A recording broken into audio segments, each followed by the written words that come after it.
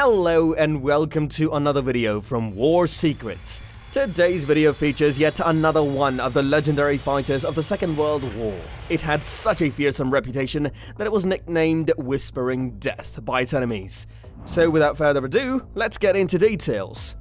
Bristol Aeroplane Company approached the Air Ministry in 1938 with a proposal for a twin-engine cannon-armed heavy fighter based on the company's Beaufort torpedo bomber, which was in production at the time. The Air Ministry was intrigued by this offer and asked Bristol to pursue the design of a new aircraft armed with 4 cannons due to development issues with the Westland whirlwind. Specification F.1137 was issued to make this request official, calling for a twin-engine, 2-seat day-night fighter ground support aircraft. Because the fighter would use many of the Beaufort's features, it was expected that the design and development process would be sped up. While the Beaufort's performance as a torpedo bomber was adequate, Bristol recognized that the aircraft needed to be improved if it was to be used as a fighter. As a result, the Beaufort's Taurus engines were replaced with the Hercules model, which was more powerful.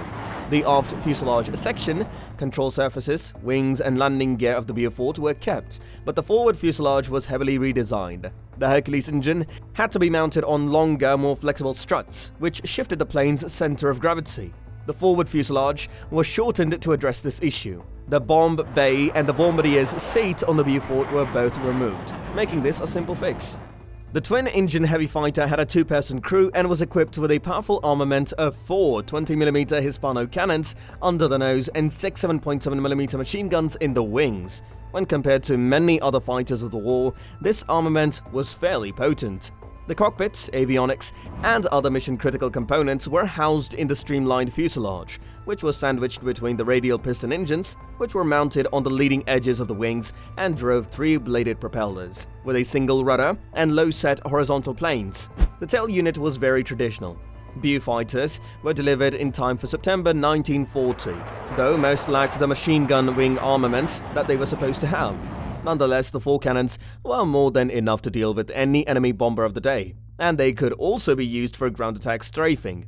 By the end of the year, a growing number of Beaufighters had received their entire armament package. The radar equipment, which is at the heart of any night fighter, was developed concurrently with the aircraft and was introduced at a similar time. The original production Mark Beaufighter Mark I was far from a fighter success in early practice due to performance that lagged behind frontline enemy fighters of the time. The Bristol Beaufighter served in the Battle of Britain during the World War II, protecting the skies over the south of England. In the hands of skilled pilots like GRP Captain John Cat Eyes Cunningham, all black-painted Bristol Beaufighters flew at night as night interceptors. Cunningham earned the name Cat's Eyes after being credited with the most night kills in his Bristol Beaufighter and similar aircraft. However, rather than his exceptional night vision, his success was later revealed to be due to the Bristol Beaufighter's secret AI radar. The Air Ministry purchased 300 Beaufighters 2 weeks before the prototypes made in flight. Pleased with the basic design, the design was ready for production when Britain entered World War II. In September, however, it was a little heavier and slower than intended. With the start of the war, demand for the Beaufighter grew, resulting in a scarcity of Hercules engines.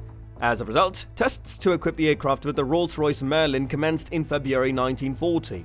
This was a success, and the procedures developed on the Merlin were utilized when it was placed on the Avro Lancaster. During the war, 5,928 Beaufighters were built at factories in the United Kingdom and Australia. Several markings and variants of the Beaufighter were produced during its production period. Changes to the type's power plant, weaponry and equipment were common. The TF Mark X was the most common, with 2,231 units constructed. The TF Mark X gained the nickname Turbo for its ability to carry torpedoes in addition to its conventional armament. It was also capable of carrying RP-3 rockets. Other marks were designed specifically for night fighting or ground assault. The Beaufighter, which entered service in September 1940, immediately became the Royal Air Force's most effective night fighter. Its arrival corresponded with the development of aerial interception radar systems. Despite the fact that it was not designed for this use, this technology, which was mounted in the Beaufighter's wide fuselage, enabling the plane to provide an effective defense against German night bombing assaults in 1941, the Beaufighter, like the German Messerschmitt Bf-110, was deployed as a night fighter throughout much of the war by both the RAF and the US Army Air Forces. It was later replaced by the radar-equipped de Havilland Mosquitoes in the RAF, while the Northrop P-61 Black Widow replaced Beaufighter night fighters in the USAAF. The Beaufighter, which was used by Allied forces in all theaters, quickly established itself as a capable, low-level strike and anti-ship aircraft. As a result, Coastal Command used it extensively to attack German and Italian ships. Beaufighter would work together to suppress anti-aircraft fire by strafing enemy ships with their cannons and guns.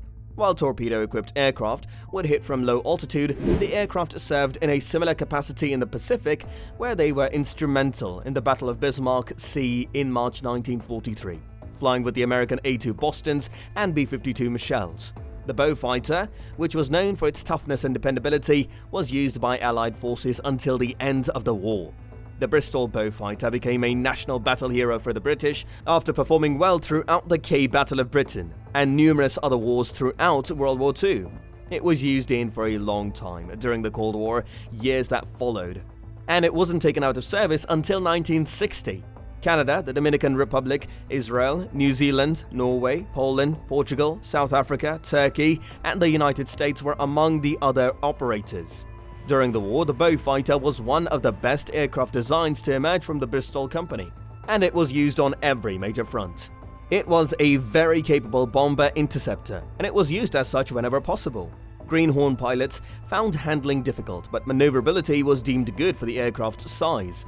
The addition of radar allowed it to fight roving enemy aircraft in low-light, nighttime conditions, while its solid overall construction made it suitable for use in arid situations in North Africa and the Pacific theater.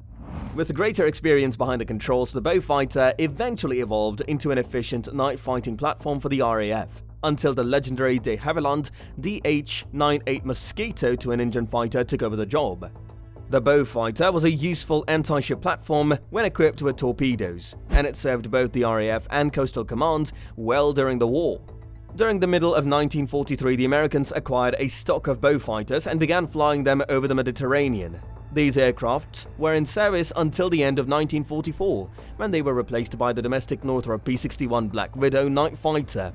The majority of the Beaufighter's legendary exploits took place in the African, European theaters of conflict, but the series also demonstrated its worth in the skies over the Pacific and Southeast Asia. The Hercules Mark 8 engine, which produced 1,735 horsepower at 500 feet, was put in the Mark Wick airframe to form the TF Mark 10, or Torbeau. The Mark 10 became the Beaufighter's primary production mark. The Mark 11C was the name given to the strike variant of the Torbeau, with torpedoes or 60-pound RP-3 rockets. Beaufighter TF-10s would perform pinpoint assaults on vessels at wave-top height. The centimetric wavelength ASV, air-to-surface vessel radar with herringbone antennae carried on the nose and outer wings, was replaced in the late 1943 by the centimetric AI Mark 8 radar housed in a thimble nose radome, allowing all-weather and night attacks. Coastal Command's Northcotes Strike Wing, situated at RAF Northcotes on the Lincolnshire coast, pioneered tactics that blended big formations of Beaufighters, suppressing flak with cannon and rockets, while Torbeau struck at low level with torpedoes. These measures were implemented in mid-1943, and over the course of 10 months, 29,762 tons of shipping were sunk. When ships were being hauled out of port at night, tactics had to be adjusted even further. The Northcotes Strike Wing was the greatest anti-shipping group in World War II, destroying nearly 150,000 tons of shipping and 117 vessels, with 120 Beaufighters and 241 aircrew dead or missing. Between 1942 and 1945, all strike wings sunk half of the entire tonnage. Some RAF Beaufighters were retained after the war and saw brief action in the Greek Civil War in 1946, while others were converted as target tugs.